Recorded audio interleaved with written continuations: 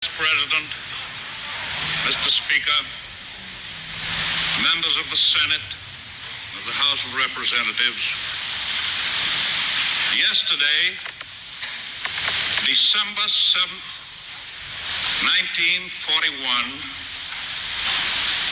a date which will live in infamy. The United States of America was suddenly and deliberately attacked by naval and air forces of the Empire of Japan. The United States was at peace with that nation, and at the solicitation of Japan, was still in conversation with its government and its emperor, looking toward the maintenance of peace in the Pacific. The attack yesterday on the Hawaiian Islands has caused severe damage to American naval and military forces. I regret to tell you that very many American lives have been lost. In addition, American ships have been reported torpedoed on the high seas between San Francisco and Honolulu.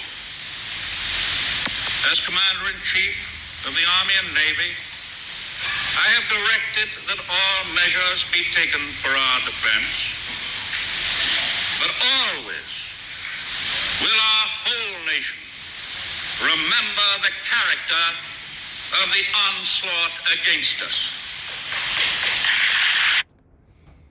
So, that's a pretty poignant reminder of what today is. I think that all Americans should spend at least a moment thinking about the attack on Pearl Harbor 83 years ago. You know, time marches on. We all know we all have a relationship with time. But it's very important that we do not forget the sacrifice and the wanton destruction that occurred on that day. So every December 7th, since I was a little boy, I can remember sitting around the dinner table listening to my great uncles and my grandfather speak about the Pearl Harbor attack.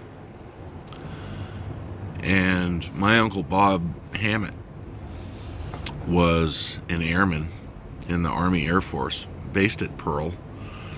And in the movie Pearl Harbor with Charlton Heston and Glenn Ford and all those other actors from the past, there's a short scene with a guy on the runway at Pearl shooting at a Zero fighter with his pistol. Well, that was my Uncle Bob Hammett. And interestingly enough, Bob had a fond reflection of that moment. He said that he was so frightened that he crapped his trousers. And that's, neither here nor there. There was a lot of heroes made on that day.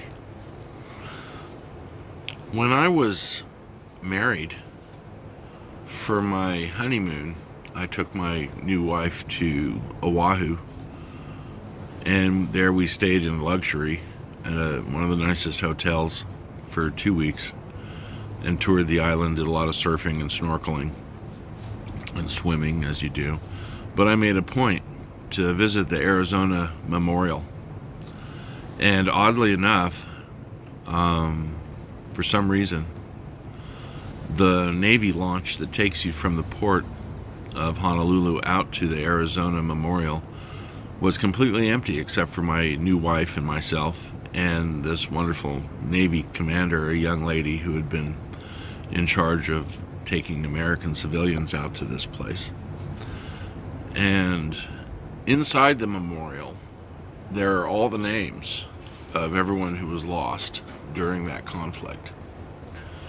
And as the Arizona beneath them was bubbling small bubbles of oil, with soldiers still entombed in that ship, I had this entire white granite and marble memorial all to myself.